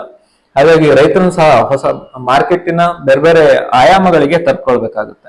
ಈಗ ನಾವು ಭತ್ತನೇ ತಗೊಂಡ್ರೆ ಮಲೆನಾಡಲ್ಲಿ ಬೇರೆ ಬೇರೆ ಜಾತಿ ಲೋಕಲ್ ತಳಿಯ ಭತ್ತಗಳನ್ನ ಬೆಳೀತಾರೆ. ಈ ಅಕ್ಕಿಗಳಿಗೆ ನಾವು ಹೊರಗಡೆ ಅಂದ್ರೆ ಈಗ ನಾವು ಬೆಂಗಳೂರಲ್ಲಾಗ್ಲಿ ಮಂಗಳೂರಲ್ಲಾಗ್ಲಿ ದೊಡ್ಡ ದೊಡ್ಡ ಸಿಟಿಗಳಲ್ಲಿ ತುಂಬಾ ನಿರಂತರವಾದ ಒಂದು ಮಾರ್ಕೆಟ್ ಬೇಡಿಕೆ ಇದೆ. ಆದ್ರೆ ನಮ್ಮ ರೈತರು ನಾವಿಲ್ಲೇ ಲೋಕಲ್ ಅಲ್ಲಿ ಅದು ಮಿಲ್ಗಳಿಗೆ ಅಥವಾ ಬೇರೆ ಖಾಸಗಿ ವ್ಯಾಪಾರಸ್ಥರಿಗೆ ಕೊಟ್ಟು ಕಡಿಮೆ ರೇಟಿಗೆ ಕೊಟ್ಟು ಆ ಸೌಲಭ್ಯನ ಕಡ್ಕೊಳ್ತಿದ್ದಾರೆ.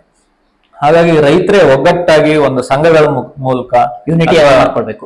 ಯಾವ್ದಾದ್ರು ಒಂದು ಸಂಸ್ಥೆಗಳ ಮುಖಾಂತರ ಒಂದು ಉತ್ತಮವಾದ ಮಾರ್ಕೆಟ್ ವ್ಯವಸ್ಥೆಯನ್ನ ಮಾಡ್ಕೋಬೇಕಾಗತ್ತೆ. ಅದನ್ನ ಸ್ವಲ್ಪ ಪ್ರಮಾಣದಲ್ಲಿ ಸಂಸ್ಕರಿಸಿ ಒಂದು ಪ್ಯಾಕೇಜ್ ಅನ್ನ ಮಾಡಿ ಮಾರಾಟ ಮಾಡೋದ್ರಿಂದ ಇದೇ ಕೆಂಪು ನಮ್ಮ ಸಹ್ಯಾದ್ರಿ ಒಂದು ಸಾಲಲ್ಲಿ ಬೆಳೆಯುವಂತ ಎಲ್ಲಾ ಭತ್ತಗಳಿಗೂ ಸಹ ಉತ್ತಮವಾದ ಮಾರ್ಕೆಟ್ ಅನ್ನ ಪಡ್ಕೊಳ್ಬಹುದಾಗಿದೆ. ಏನಾದ್ರು ಬೆನಿಫಿಟ್ ಸ್ಕೀಮ್ಗಳು ಏನಾದ್ರು ಇದೆಯಾ? ಮತ್ತೆ ನಾವು ಕೃಷಿ ಇಲಾಖೆ ಈಗ ಹೊಸನಗರದಿಂದ ನಮ್ಮಲ್ಲಿ ಮಲೆನಾಡಿನ ರೈತರಿಗೆ ಅನುಕೂಲ ಆಗ್ಲಿ ಅನ್ನೋ ಕಾರಣಕ್ಕೆ ಈಗ ಕೃಷಿಯಲ್ಲಿ ಕೂಲಿ ವೆಚ್ಚ ಜಾಸ್ತಿ ಆಗ್ತಾ ಇದೆ. ಬೇರೆ ಬೇರೆ ಈಗ ಯಂತ್ರೋಪಕರಣಗಳು ಸಹ ಸ್ವಲ್ಪ ಕಾಸ್ಟ್ಲಿ ಆಗಿರುತ್ತೆ. ಆ ನಿಟ್ಟಿನಲ್ಲಿ ಒಂದು ಹೊಸ ತಾಂತ್ರಿಕತೆಯಾದ ಡ್ರಮ್ ಸೀಡರ್ ಅಂತ ರೈತ ಭತ್ತದಲ್ಲಿ ಡ್ರಮ್ ಸೀಡರ್ ಮೂಲಕ ನೇರವಾಗಿ ಬಿತ್ತನೆ ಮಾಡುವಂಥದ್ದು. ಇದು ಯೂಟ್ಯೂಬ್ಗಳಲ್ಲೂ ಸಹ ಬಹಳಷ್ಟು ವಿಡಿಯೋಗಳು ರೈತರಿಗೆ ಸಿಗುತ್ತೆ. ಇದನ್ನ ನಾವು ಈ ಸಲ ಕೃಷಿ ಇಲಾಖೆಯಿಂದ ಹೊಸನಗರದಿಂದ ಅದನ್ನ ಸ್ವಲ್ಪ ಹೆಚ್ಚಿನ ಮಟ್ಟದಲ್ಲಿ ಪ್ರಚಾರವನ್ನ ಕೊಡ್ತಾ ಇದೀವಿ. ಇದರಲ್ಲಿ ಡ್ರಮ್ ಸೀಡರ್ ಅಂದ್ರೆ ನೇರ ಬಿತ್ತನೆ ಮಾಡುವಂಥದ್ದು. ಹೇಗೆ ಅಂದ್ರೆ ನಾವು ರೈತ ಸಸಿ ಮಡಿ ಮಾಡ್ಬೇಕಾಗತ್ತೆ. ಸಾಮಾನ್ಯವಾಗಿ ಭತ್ತ ಬೆಳಿಬೇಕು ಅಂತಂದ್ರೆ ಸಸಿ ಮಡಿಯನ್ನ ಮಾಡ್ಬೇಕಾಗತ್ತೆ, ಬೀಜ ಹಾಕ್ಬೇಕಾಗತ್ತೆ, 1 ತಿಂಗಳು ಕಾಲ ಅದನ್ನ ನೋಡ್ಕೊಳ್ಬೇಕಾಗತ್ತೆ. ಆ ನಂತರ ಅದನ್ನ ಸಸಿ ಮಡಿಯಿಂದ ಸಸಿಗಳನ್ನ ಕಿತ್ತು ನಾಟಿ ಮಾಡ್ಬೇಕಾಗತ್ತೆ. ಆದ್ರೆ ಈ ನೇರ ಬಿತ್ತನೆಯಲ್ಲಿ ಡ್ರಮ್ ಸೀಡರ್ ಅನ್ನುವಂತ ಒಂದು ಸಿಂಪಲ್ ಉಪಕರಣದಲ್ಲಿ 4 ಸಾಲು ನೇರವಾಗಿ ಅಂದ್ರೆ ಒಂದು ಸಾಲಿನಲ್ಲಿ ಭತ್ತದ ಬಿತ್ತನೆಯನ್ನ ಮಾಡ್ಕೊಂಡು ಹೋಗ್ಬೋದು. ಇದಕ್ಕೆ ಹೆಚ್ಚಿನ ಕೂಲಿ ವೆಚ್ಚ ಏನು ಬೇಡ. ಒಂದು 4,500 ಸಾವಿರ ಇರುವಂತ ಒಂದು ಉಪಕರಣ ಇರೋದ್ರಿಂದ ಒಬ್ರು ಅಥವಾ ಮನೆಯವರೇ ಸೇರ್ಕೊಂಡು ಅಥವಾ ಇಬ್ರು ರೈತರು ಸೇರ್ಕೊಂಡು ಒಂದು ಎಕರೆ ಪ್ರದೇಶವನ್ನ ಕೇವಲ ಒಂದು ಗಂಟೆ ಅಥವಾ 2 ಗಂಟೆಯಲ್ಲಿ ಒಂದು ನಾಟಿಯನ್ನ ಮಾಡಿ ಮುಗಿಸ್ಬೋದು. ಇದು ಹೇಗೆ ಅಂದ್ರೆ ಒಂದು ಮುಂಚೆನೆ ಮೊಳಕೆ ಬರಿಸಿರುವಂತ ಭತ್ತದ ಬೀಜವನ್ನ ಈ ಡ್ರಮ್ ಸೀಡರ್ ನಲ್ಲಿ ಹಾಕಿ ಅದನ್ನ ನೇರವಾಗಿ ಎಳ್ಕೊಂಡು ಹೋಗುವಂಥದ್ದು. ಕೆಸರು ಗದ್ದೆಯಲ್ಲಿ ಎಳ್ಕೊಂಡು ಹೋಗೋದ್ರಿಂದ ಭತ್ತ ಸಾಲಿನಲ್ಲಿ ಬೀಳ್ತಾ ಹೋಗುತ್ತೆ. ಇದು ನೇರವಾಗಿ ಬಿತ್ತನೆ ಆಗುತ್ತೆ. ಈ ಸಸಿ ಮಡಿ ಮಾಡಿ ಅದನ್ನ ನಾವು ಕಿತ್ತು ಮತ್ತೆ ನೆಡೋದ್ರಿಂದ ಸಸಿಯಲ್ಲಿ ಇರುವಂತ ಬೇರ್ಗಳಿಗೆ ಒಂದು ಡ್ಯಾಮೇಜ್ ಆಗೋ ಸಂಭವ ಇರುತ್ತೆ. ಅದು ಒಂದು ವಾರ ಸೆಟ್ ಆಗೋದಕ್ಕೆ 1 ವಾರ ಲೇಟ್ ಆಗುತ್ತೆ. ಆಮೇಲೆ ಇದರಲ್ಲಿ ಕೃಷಿ ಕೂಲಿ ವೆಚ್ಚ ಜಾಸ್ತಿ ಆಗುತ್ತೆ. ಆದ್ರೆ ಡ್ರಮ್ ಸೀಡರ್ ನಲ್ಲಿ ಇವೆಲ್ಲ ಒಂದು ಸಮಸ್ಯೆಗಳನ್ನ ತ್ವರಿತವಾಗಿ ಒಂದು ನಿಭಾಯಿಸಿ ಕಡಿಮೆ ವೆಚ್ಚದಲ್ಲಿ ಒಂದು ಭತ್ತದ ನಾಟಿಯನ್ನ ಮಾಡಬಹುದು. ಹಾಗೆ ಕಳೆಯ ಸಮಸ್ಯೆ ಇದರಲ್ಲಿ ಉದ್ಭವ ಆಗುವಂತ ಚಾನ್ಸ್ ಇರುತ್ತೆ. ಇದಕ್ಕೆ ಕಳೆನಾಶಕಗಳನ್ನ ಬಳಸಬಹುದು ಅಥವಾ ಕೋನೋ ವೀಡರ್ ಅಂತ ಸಿಂಪಲ್ ಆಗಿ ಒಬ್ಬರೇ ರೈತರು ಸಾಲಿನಲ್ಲಿ ಅದನ್ನ ವೀಡರ್ ಅನ್ನ ಆಪರೇಟ್ ಮಾಡುವಂತ ಒಂದು ಕೋನೋ ವೀಡರ್ ಅಂತ ಸಿಗುತ್ತೆ. ಅದು ಸಹ ಮಾರ್ಕೆಟ್ ನಲ್ಲಿ ಸುಮಾರು 2,000 ರಿಂದ 2,500 ಸಾವಿರ ರೇಟ್ ನಲ್ಲಿ ಸಿಗುತ್ತೆ. ನಮ್ಮ ಇಲಾಖೆಯಿಂದನೂ ಈ ವರ್ಷ ರೈತರಿಗೆ ವಿತರಣೆ ಮಾಡೋದಕ್ಕೆ ಅಂತ ವ್ಯವಸ್ಥೆ ಮಾಡಿದ್ವಿ. ಇದನ್ನ ಬಳಸಿ ಸಹ ಕಳೆಯ ಒಂದು ನಿಯಂತ್ರಣವನ್ನ ಮಾಡಬಹುದು. ಹಾಗೆ ಮತ್ತೆ ಭತ್ತವನ್ನ ಕಟಾವು ಮಾಡೋಕ್ಕೂ ಸಹ ಈಗ ಹಲವಾರು ರೀತಿ ಮಿಷಿನ್ಗಳು ಬಂದಿದ್ದಾವೆ. ಕಂಬೈನ್ಡ್ ಹಾರ್ವೆಸ್ಟರ್ಗಳು ಬಂದಿದ್ದಾವೆ. ಈ ರೀತಿ ಭತ್ತದಲ್ಲಿ ಸಂಪೂರ್ಣವಾಗಿ ಯಾಂತ್ರೀಕರಣವನ್ನ ಮಾಡೋದ್ರಿಂದ ಕಡಿಮೆ ವೆಚ್ಚದಲ್ಲಿ ಒಂದು ಭತ್ತವನ್ನ ಬೆಳೆಯೋದಕ್ಕೆ ಸಾಧ್ಯ ಇದೆ. ನನ್ನ ಮನವಿ ಏನು ಅಂತಂದ್ರೆ, ಮುಂದಿನ ಪರಿಸ್ಥಿತಿಯಲ್ಲಿ ನಾವು ಅಕ್ಕಿಯನ್ನ ಸಂಪೂರ್ಣವಾಗಿ ಬೇರೆ ಕಡೆಯಿಂದ ಕೊಂಡ್ಕೊಳ್ಳುವಂತ ಪರಿಸ್ಥಿತಿ ಮಲೆನಾಡಿನ ರೈತಿಗೆ ಬರುವಂತದ್ದು ಬೇಡ. ಹಾಗಾಗಿ ಇರುವಂತ ಸ್ವಲ್ಪ ಮಟ್ಟಿನ ಗದ್ದೆಗಳನ್ನಾದ್ರೂ ಉಳಿಸ್ಕೊಳ್ಳೋಣ. ಈ ರೀತಿ ಹೊಸ ತಾಂತ್ರಿಕತೆಗಳನ್ನ ನಾವು ಸಹ ಒಂದು ಪ್ರಚಾರ ಮಾಡ್ತಾ ಇರ್ತೀವಿ. ರೈತರು ಸಹ ಇದನ್ನ ಅಳವಡಿಸ್ಕೊಂಡು ಭತ್ತದ ಗದ್ದೆಗಳನ್ನ ಉಳಿಸಿ ಒಂದು ಮಲೆನಾಡಿನ ಒಂದು ಭತ್ತದ ಸಂಸ್ಕೃತಿಯನ್ನ ಉಳಿಸ್ಬೇಕು ಅಂತ ನಾನು ರೈತರಿಗೆ ಕೇಳ್ಕೊಳ್ತೀನಿ. ಕೃಷಿ ಇಲಾಖೆನಲ್ಲಿ ಯಂತ್ರೋಪಕರಣ ಮತ್ತೆ ಬೀಜಗಳ ಜೊತೆಗೆ ಗೊಬ್ಬರ ಏನಾದ್ರು ಸಪ್ಲೈ ಮಾಡ್ತೀರಾ, ಹೇಗೆ? ಇಲ್ಲ, ನಾವು ಕೃಷಿ ಇಲಾಖೆಯಿಂದ ಗೊಬ್ಬರ ಅಂತಂದ್ರೆ ಈಗ ಮುಂಚೆ ಲಘು ಪೋಷಕಾಂಶ ಅಥವಾ ಸಾವಯವ ಗೊಬ್ಬರಗಳನ್ನ ಸ್ವಲ್ಪ ಪ್ರಮಾಣದಲ್ಲಿ ರೈತರಿಗೆ ಕೊಡ್ಬೋದು. ಆದ್ರೆ ನಾವು ಕೃಷಿ ಇಲಾಖೆ ಮಾಡ್ತಾ ಇರೋಂತ ಒಂದು ಉತ್ತಮ ಕೆಲಸ ಏನಂತಂದ್ರೆ, ಮಾರ್ಕೆಟ್ ಅಲ್ಲಿ ಸಿಗುವಂತ ಪ್ರತಿ ರಸಗೊಬ್ಬರಗಳು ಹಾಗೆ ಪ್ರತಿ ಕೀಟನಾಶಕ ಆಗಿರ್ಲಿ, ಬೀಜಗಳಾಗಿರ್ಲಿ, ಇವುಗಳನ್ನ ನಿಯಂತ್ರಣವನ್ನ ಮಾಡ್ತಾ ಇರ್ತೀವಿ. ಅಂದ್ರೆ ನಮ್ಮ ಕೃಷಿ ಅಧಿಕಾರಿಗಳು ನಿರಂತರವಾಗಿ ರಸಗೊಬ್ಬರ ಮಾರಾಟ ಮಳಿಗೆಗಳಾಗ್ಲಿ, ಕೀಟನಾಶಕ ಮಾರಾಟ ಮಳಿಗೆಗಳಾಗ್ಲಿ ಅವುಗಳಿಗೆ ಭೇಟಿ ಕೊಟ್ಟು ಅವುಗಳ ಕ್ವಾಲಿಟಿಯನ್ನ ಒಂದು ಲ್ಯಾಬ್ಗಳಿಗೆ ಕಳಿಸೋದ್ ಮುಖಾಂತರ ಅವುಗಳ ಒಂದು ಗುಣ ನಿಯಂತ್ರಣವನ್ನ ಮೇಂಟೈನ್ ಮಾಡ್ತಾ ಇರ್ತೀವಿ. ಹಾಗಾಗಿ ರೈತರಿಗೆ ಉತ್ತಮ ಗುಣಮಟ್ಟದ ಗೊಬ್ಬರಗಳಾಗ್ಲಿ, ಕೀಟನಾಶಕಗಳಾಗ್ಲಿ ಸಿಗ್ಬೇಕು ಅನ್ನೋಂಥದ್ದು ಇಲಾಖೆ ಮುಖ್ಯ ಆಶಯ. 2024-25 ಸಾಲಿನಲ್ಲಿ ಏನೇನ್ ಬೆನಿಫಿಟ್ ಸ್ಕೀಮ್ಗಳಿದೆ ಎಲ್ಲ ಆ ವಿಷಯವನ್ನ ಸವಿವರವಾಗಿ ತಿಳಿಸಿಕೊಟ್ಟಂತ ನಿಮಗೆ ಸಚಿನ್ ಹೆಗಡೆ ಅವರಿಗೆ ಅನಂತ ಧನ್ಯವಾದಗಳು. ಜೊತೆಗೆ ಆ ಸಮಯವನ್ನ ಕೊಟ್ಟಿದ್ದಕ್ಕಾಗಿ ಎಲ್ಲ ವೀಕ್ಷಕರ ಕಡೆಯಿಂದ ಧನ್ಯವಾದಗಳು. ಸೊ ವೀಕ್ಷಕರೇ, ಇದಾಗಿತ್ತು ಇವತ್ತಿನ ವಿಡಿಯೋ. ನಿಮಗೆ ಫೋನ್ ನಂಬರ್ ಬೇಕು ಅಂತಂದ್ರೆ ಡಿಸ್ಪ್ಲೇ ನಲ್ಲಿ ಕೊಟ್ಟಿರ್ತೀನಿ. ಸೊ ಈ ಎಲ್ಲ ಬೆನಿಫಿಟ್ ಅನ್ನ ಬಳಸ್ಕೊಳ್ಳಿ, ಸದ್ಬಳಕೆ ಮಾಡ್ಕೊಳ್ಳಿ ಅಂತ ಹೇಳ್ತಾ, ಎಲ್ಲರೂ ನಮ್ಮ ಚಾನೆಲ್ನ ಸಬ್ಸ್ಕ್ರೈಬ್ ಮಾಡಿ, ಈ ವಿಡಿಯೋವನ್ನ ಆದಷ್ಟು ರೈತರಿಗೆ ಶೇರ್ ಮಾಡಿ ಅಂತ ಹೇಳ್ತಾ ಮುಂದಿನ ವಿಡಿಯೋದಲ್ಲಿ ಸಿಗ್ತೀನಿ. ಎಲ್ರಿಗೂ ಧನ್ಯವಾದ, ನಮಸ್ಕಾರ.